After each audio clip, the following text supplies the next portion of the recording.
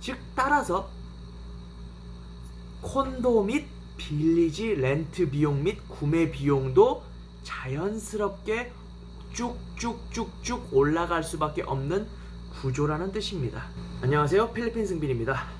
필리핀 부동산 값이 미친듯이 오른다는 것은 필리핀에 1년 이상 살아보신 분들이라면 몸으로 직접 체험하시는 바일 겁니다.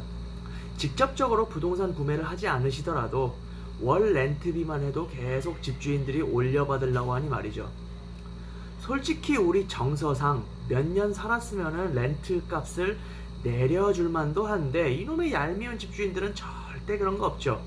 당연히 그럴 수밖에 없는 게 렌트할 사람은 넘쳐나고 부동산 값도 하루가 다르게 뛰고 있으니 마닐라에서는 당연지사로 벌어지는 현상이 아닌가 싶습니다.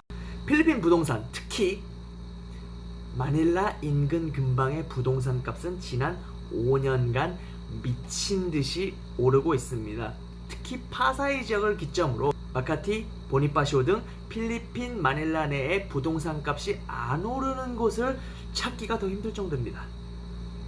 간단하게 월 렌트 비용만 봐도 보니파시오나 마카티 지역 같은 경우는 3베드룸 대략 한 100스퀘어미터쯤 되는 거, 약 한 33평쯤 되죠. 월 렌트 비용이 15만 페소니까 한국 돈으로 300만 원이 넘어갑니다. 이는 위에 라무디가 제시한 2016년 지표에서도 나타나고 있습니다. 지금은 2019년이니까 이것보다 더 올랐으면 올랐지 내려가지는 않았습니다. 필리핀 대표 상업지구인 마닐라 마카티 지역의 콘도 매매 단가만 보아도 2018년 1, 4분기 기준으로 매 분기당 3.3%씩 오르고 있습니다. 마카티프라임닷컴에서 제시한 자료에 의하면 2018년 1, 4분기 기준으로 스퀘어미터당 18만 페소, 즉 419만 원이니 한 평으로 치면 대략 한 평당 1,400만 원쯤 되는 겁니다. 한 50평짜리 집을 마카티에서 사시려면 한 7억쯤 하시는 셈이죠. 이 또한 2018년 자료이니 2019년 말인 지금 올랐으면 올랐지 또 떨어지지는 않았습니다. 한 가지 재밌는 사실은 2002년도에 스퀘어미터당 6만 페소였던 것에 반해 16년 후인 2018년에는 스퀘어미터당 18만 400페소이니 3배가 넘는 상승이죠. 2002년도에 구매해서 월 렌트 주면서 콘도만 갖고 있었어도 최소 초기 투자 금액의 5배는 건졌을 것 같네요. 아시아 프로퍼티 HQ의 칼럼니스트 마크스 소일버그가 제시한 자료에 따르면 필리핀 마닐라 내의 3베드룸 콘도 유닛은 2013년 14.37%의 상승을 기점으로 2018년에는 15.55%가 상승했다고 합니다. 2013년부터 매년 평균 11%의 집값 상승률을 보여주고 있는 거죠.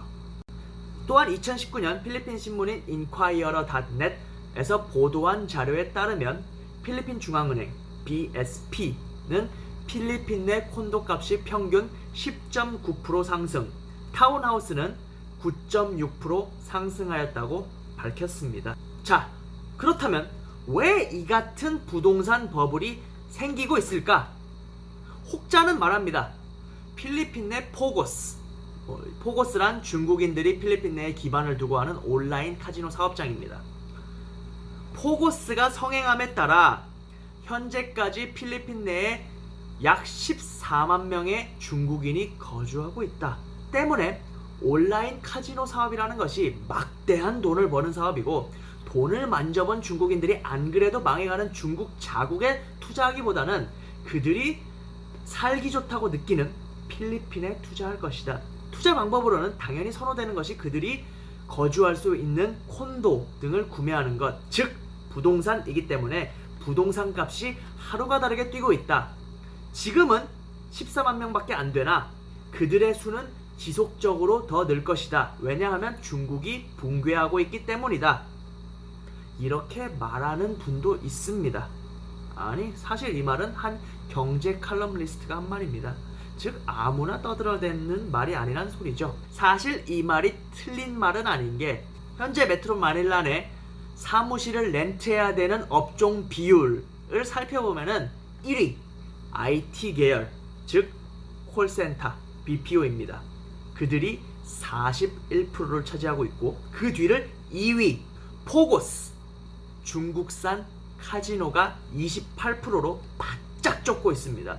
즉 이미 중국인들이 필리핀 내에 깊숙이 잠식하였고 그들의 영향력이 상당하다는 것을 이 지표 하나만 봐도 알 수 있는 상황이죠. 하지만 아무리 중국인들이 온라인 카지노로 큰 돈을 잘 번다고 한들 14만 명의 소수로 그 짧은 5년이란 세월 만에 필리핀 부동산을 그렇게 미친 듯이 올리기에는 분명 한계가 있을 것입니다. 그렇다면 어떠한 요소들이 필리핀 부동산 값에 지대한 영향을 미치는가? 이 영상은 그 점에 대해서 집중적으로 다뤄보겠습니다. 해당 요소는 총 4가지로 볼 수 있습니다. 지금부터 그 4가지 요소를 다뤄보겠습니다. 이번 영상은 영상이 길어지므로 4가지 요소 중 1번 요소만 다루고 2편 영상에서 2, 3, 4번 요소를 다뤄보겠습니다. 영상을 2편까지 끝까지 시청해주세요. 해당 자료에 따르면 메트로 마닐라에는 2018년 기준 총 11.01 밀리언 스퀘어미터 규모의 사무실 토지가 있고 추가적으로 2.88 밀리언 스퀘어미터가 2023년까지 추가 증축될 거라고 합니다. 그런데 2.88 밀리언 스퀘어미터 중 28%는 다 지어지기도 전에 이미 선분양이 되어버렸다고도 하죠.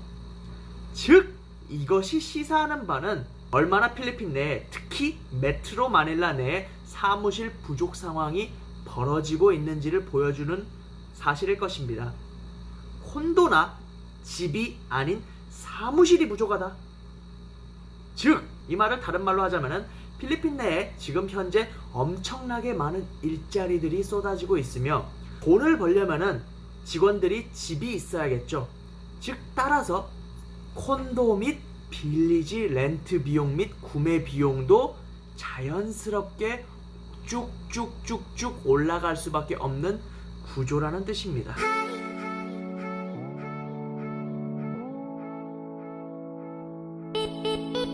필리핀 부동산이 오르고 있는 첫 번째 이유는 메트로 마닐라 안 또는 메트로 마닐라 인근에 추가적인 일자리가 지속적으로 생기는 상황이고 인건비는 낮은 필리핀인들이 영어를 하기 때문에 콜센터 계열, 즉 BPO 계열의 외국 회사들이 지속적으로 투자를 하고 있는 상황이며 신규 투자도 계속되고 있는 상황이기 때문입니다. 아무래도 필리핀 내의 인터넷 상황 및 여러 인프라 상황이나 직원들의 학력 수준이 지방으로 갈수록 떨어지기 때문에 어쩔 수 없이 투자자 입장에서는 마닐라의 사무실을 구비할 수밖에 없는 여건이 마련이 되죠. 다른 말로 하자면 필리핀 내의 지방도시 분산 정책, 일자리 창출 정책 등이 제대로 시행되지 않다는 것을 나타내는 지표이기도 하겠지요. 자, 영상이 너무 길어지므로 2편에서 지속하겠습니다. 끝까지 시청해주세요. 영상이 도움이 되셨다면 구독 및 좋아요 한 번씩 눌러주시면 감사합니다. 항상 여러분께 도움이 되는 필리핀 정보 채널이 되도록 노력하겠습니다. 감사합니다.